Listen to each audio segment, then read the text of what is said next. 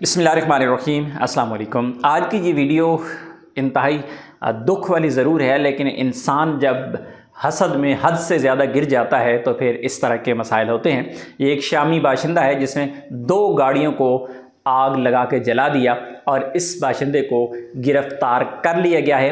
ابھی وہ سعودی سیکیورٹی اہلکاروں کی حراست میں ہے۔ مزید اس کی جانچ پڑتال کی جا رہی ہے کہ اس نے ان گاڑیوں کو آگ کیوں لگائی، کیا اس کی کوئی ذاتی دشمنی تھی یا پھر ذہنی طور پہ معذور تھا یا پھر کوئی حسد میں مبتلا تھا۔ جو بھی تھا، سعودی ادارے اس وقت اس کی تحقیق کر رہے ہیں اور بہت جلد جو ظالم ہے وہ اپنے منطقی انجام تک پہنچ جائے گا۔